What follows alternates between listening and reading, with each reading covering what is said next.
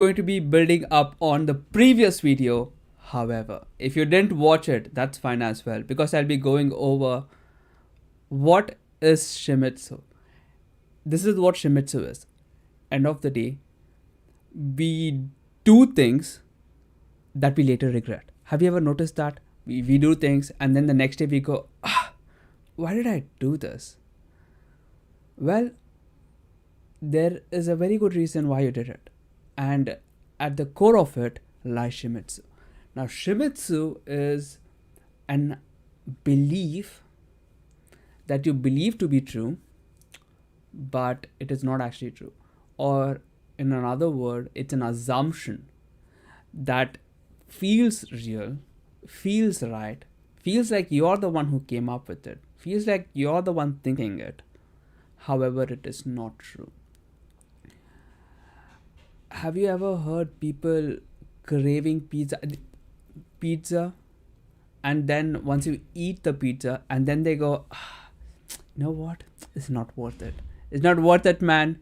But in that moment it felt so right. I'm like, wow. Now this is that moment when you choose to eat pizza.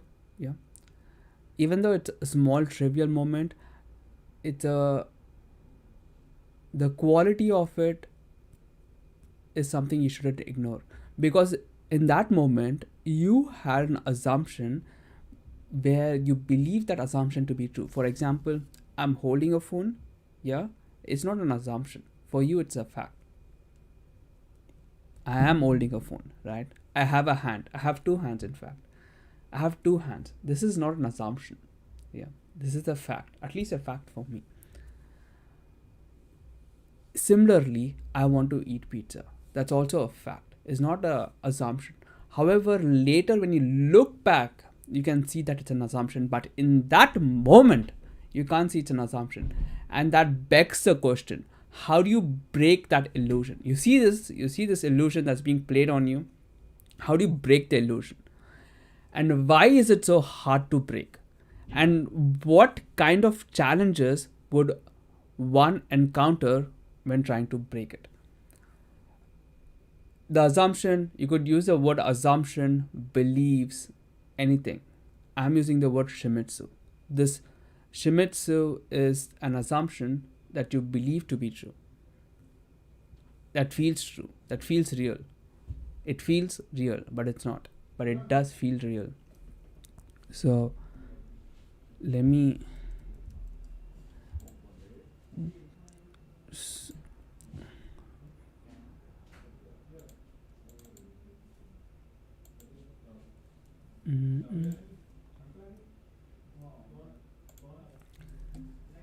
There are, this is what people call animal brain, and there are 6 ways the animal brain take control over you and it makes you feel real.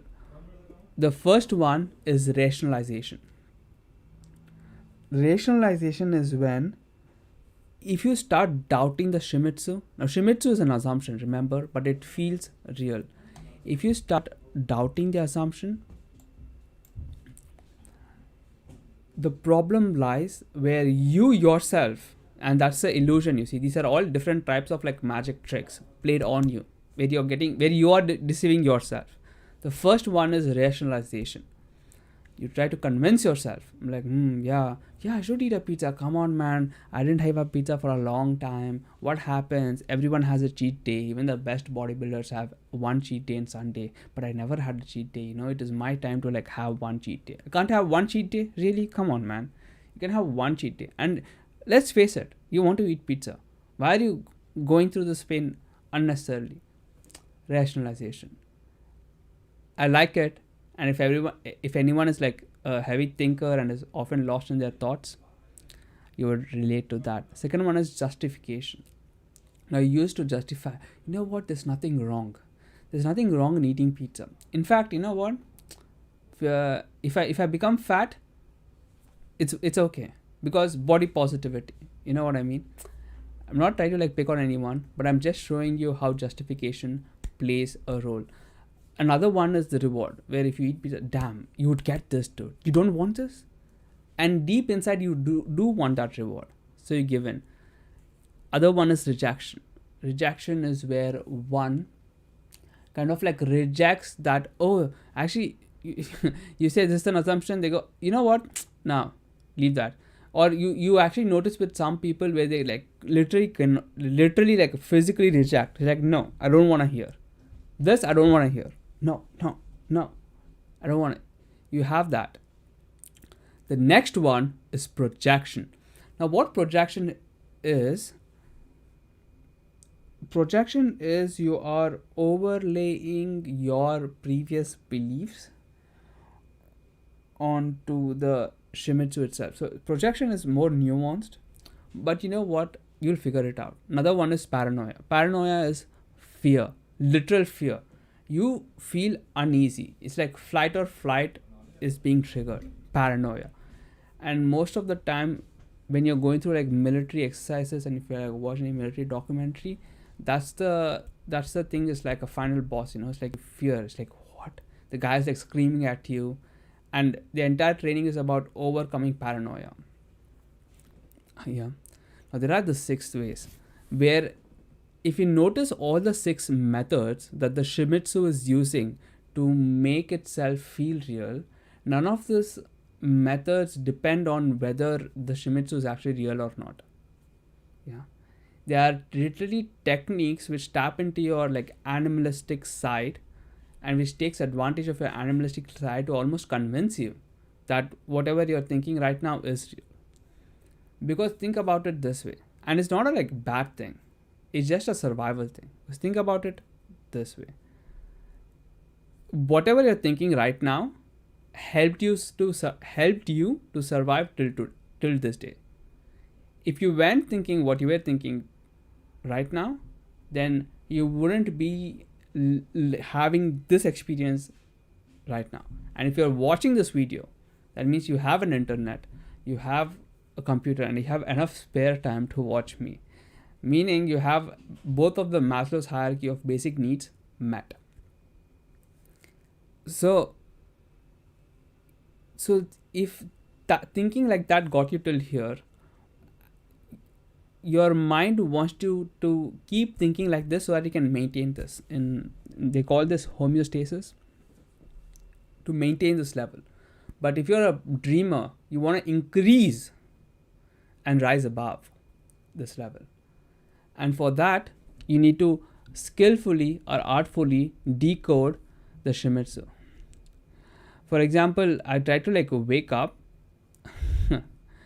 So I tried to like wake up, but I didn't feel like waking up. I felt like sleeping back. So I'm like, you know what? So what is the Shimitsu here? Because I know I want to wake up, but my body is telling me I don't want to wake up. So I thought, okay, what is the quality of Shimitsu? By quality, what do I mean? If I literally touch this phone, the input I am getting, the quality, right?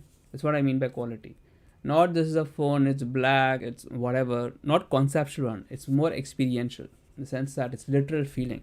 Like, oh, so what does it feel like? So it's animalistic. I'm driven by immediate reward, immediacy. Okay, in this moment, I want reward. So you see here, it playing into this reward, driven by desire to fill a void now. So in this moment, when I was waking up, there was a void. You know what? I didn't feel like waking up, and me in the bed was filling a certain void. I was warm, I was comfy, stuff like that. And if I went out of the bed, now a void is being created. You see, I'm no longer comfortable, I'm no longer safe, I'm no longer warm, and a void is created there. I'm not filling that void with anything, and I don't want. Wait, what? Did I? Yeah. Not filling that void. So there's a desire to like fill this void, a void of feeling comfy and sleeping in the bed.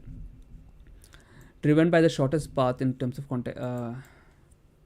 So driven by the shortest path in terms of in the context of belief system, it means that in this current belief system, me sleeping in the bed gives me highest reward.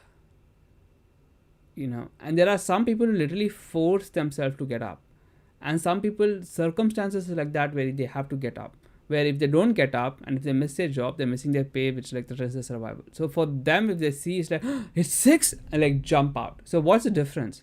What's the difference between someone who has to be somewhere at 7 and he's like, and he usually has to get up at 5:30, but he gets up like 6:30 and he's like, what? It's 6:30? I literally have only a half an hour, and they jump out of bed, right? There's nothing stopping him. However, if you don't have anything and it's like a weekend and it's like 6:30, it's like, maybe I can sleep for 5 minutes more. So what's changed? So in the context of belief system, this was the shortest path to fill the void. In the other one, where the person had to go for the job, the void there was to get the survival needs met. And for that, he had to go to the job. And the shortest path there was to get up and get up fast. Does this all make sense? Then there are like Shimitsus and they're like meta Shimitsus. There's like Shimitsus that's happening and they're like meta Shimitsus. That's like an assumption, assuming another assumption. Like I'll tell you. So Shimitsu 1 is like, okay, I value immediate reward more than delayed gratification, right? You can conclude. In this moment, my Shimitsu is believing that the void of tiredness is more important than the feeling any other void. This is true. But there's another Shimitsu on top of that, which drives both of the Shimitsu, is that, it's driven by the shortest path. So the belief system is, okay, what is the shortest path to get instant gratification? And it's always choosing the shortest path. So there's another assumption. Without this assumption, both assumption wouldn't be there. So this is a meta Shimitsu. So you're going to have like level 3, level 4, level 5, whatever. Now, the bottom line is this. How do you change it? Interestingly, I was doing some research and I came across this book called Creative Visualization, where she talks about using visualization to overcome the belief. So let's watch one video. Now, I want you to bring to mind the same situation you were worrying about a few minutes ago. Same situation you're worrying about a few minutes ago. Remember, that's a Shimitsu, right? You have a Shimitsu assuming something and you're afraid that that assumption might come true. So, let's say you applied for a job and you're not getting the job. So there the Shimitsu is, I'm not getting the job. That's an assumption, that feels true. I'm not getting this job. And then you're afraid that that assumption might become true. So. But this time, I'd like you to try to see if you can imagine what it would be like to have it the way you want it to be. To have what you want. Or to have it solved or resolved the way you would like it to be. Earrings. If you know what you want in this situation, then picture it, feel it, imagine it, pretend it's already true. If you don't know what you want, you can't imagine what could be the possible outcome or solution. So here's so I'm just translating it. So what Shimitsu would you prefer to have? Because end of the day, even if you imagine something that is also a Shimitsu, but that Shimitsu is an assumption that feels less true than whatever you're feeling. So how do you make that feel more true, Concern yourself with the specifics of it. Just imagine the feeling. This is resolved, it's worked out, somehow it's all been handled, it's come together the way that I want it to be, or I'm accepting it, I feel at peace with it. And pretend that's already true and imagine what it feels like to have this resolved. A perfect solution. If you get a picture, that's wonderful. If you don't get a picture, that's okay. Just feel the feeling. Some people get visual pictures and others just feel feelings, and either way is fine, or both, whatever. But get the feeling of it being completely resolved. Now imagine that you can take that picture or that feeling and put a beautiful pink bubble all around that picture or feeling. So you've got your ideal scene here now of how you want to see this or feel it. It's all worked out. You put a beautiful pink bubble around it, and in your mind's eye, imagine that you can take this pink bubble, and just very lightly toss it in the air and let go of it. What you're doing when you do this, you're not throwing it away. You are now letting go of it and turning it over to the universe. Yeah. So that you've asked for what you let's want. go. You've got to release it emotionally so that the universe can go to work to get you what you want.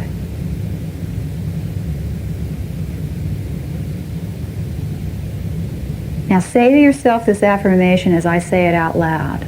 This or something better is now manifesting for me in totally satisfying and harmonious ways for the highest good of all concerned. All right.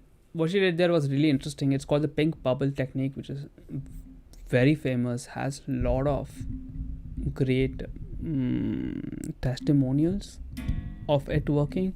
However, there are certain prerequisites that you have to understand. For instance, you can't just, if you're worried, let's say you're worried, the part one isn't to visualize. The step one isn't to visualize. The step one is actually to relax your body. Let's see. I tried actually written statement. I like written statement more personally, but there are like different ideal picture. You have the vision board. Everyone does it. Everyone who's successful has this kind of vision stuff, and I really want to understand it. But before the first part, where is it? I was reading a summary where actually the first step is to relax, and what she does is I'm researching with you guys. So first step is to relax. And the second step is to visualize, but I'm trying to like have more nuanced steps that like works no matter what happens, you know.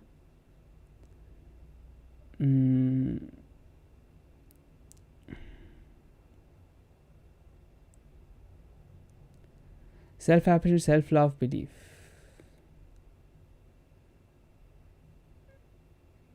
Yeah, step one is quiet your mind and clear the goal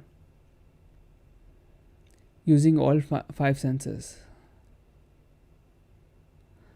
So step one is to relax, step two is to visualize, and step three is to like let go in some way. So it's not just that you're visualizing, you're first relaxing, then visualizing, then letting go, like using the pink bubble technique where you're like letting the universe like have it and letting go of the desire. Happens to be a crucial way. I tried it.